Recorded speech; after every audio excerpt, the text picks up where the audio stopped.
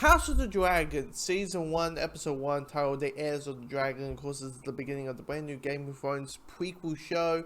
And of course, everybody's looking forward to it because it's Game of Thrones. Even though, for a lot of people, that final season just didn't click for some people. I mean, with some people, I mean most people, I mean the majority of people. My experience with Game of Thrones has been kind of... Like, I have only seen the first 2 seasons and the last 3 seasons. I have not seen seasons 3, 4, and 5. I have only seen 1, 2, 6, 7, 8. So that's my exposure to Game of Thrones, right? But I like the show. The finale, I don't understand the hatred and the anger. I mean, for me personally, I'm like, 6 episodes, I can see how you can make this work, but god damn, like, it didn't need to be, like, that length of episodes. Personally, I was like, how many times can I see Daenerys flying through the air with a flying dragon and just burning Westeros? I don't think I'm like, how many... Like, I get it, she's burning people, I get it. You know, there's a way to have a quicker pace to this. Anyway. But anyway, we got this prequel. Got announced in, 2019. And, I was going to check it out, as I think most of us would. And I just finished watching the first episode. And I will say this, like, the weird thing for me, it's interesting because, like, a month before this today, the reviews coming out of the first episode was like, oh my god, Game of Thrones is back. It's amazing. It's great television. And I'm like, yeah, when it's great television, when Game of Thrones, when the show starts doing stuff that Game of Thrones is known for doing, and that is killing people, killing characters. And when a certain major death happens in the first episode, that's when, and definitely the event of the death itself, that's when things started to pick up, really. It felt like the first half of this episode, really, for me, I know it's the first episode, but for the very first episode, it felt very sloggy, if that makes sense. It felt very, like...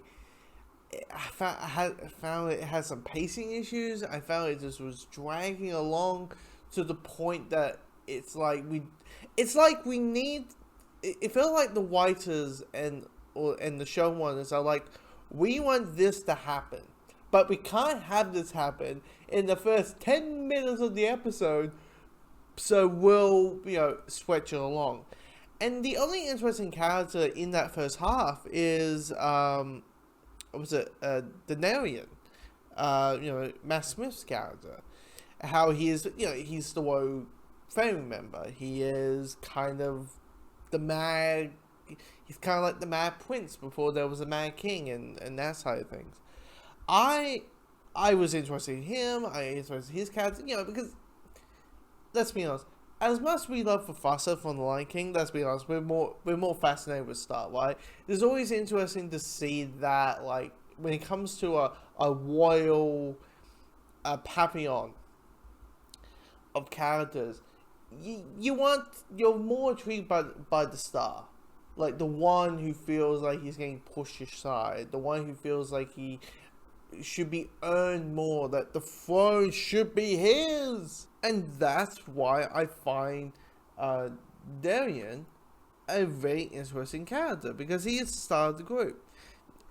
And mainly in that first half, that was the only character I was like, ooh, he's intriguing, he's interesting, because the first half is your typical, 18th century Victorian type dialogue and type conversations, and you're just like, they're talking about things that are not that relevant, or might be relevant, but because it's the first episode, I don't understand why I should care. But when a certain thing happens, and, there's emotion, there is urgency, there's, that's when all the other characters sound to be intriguing and interesting. Mainly like King. King Vesi, Targaryen.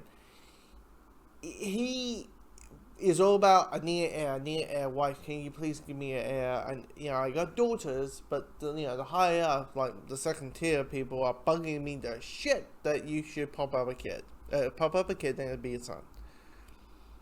And he's calm and nice and, he's like this caring person, an understandable person. And then the events happen and he's just become, I'll say, very full of grief and very bitter of grief. And I just find that intriguing, of like the change or evolution and the change of that, of a character. Princess with Jesus.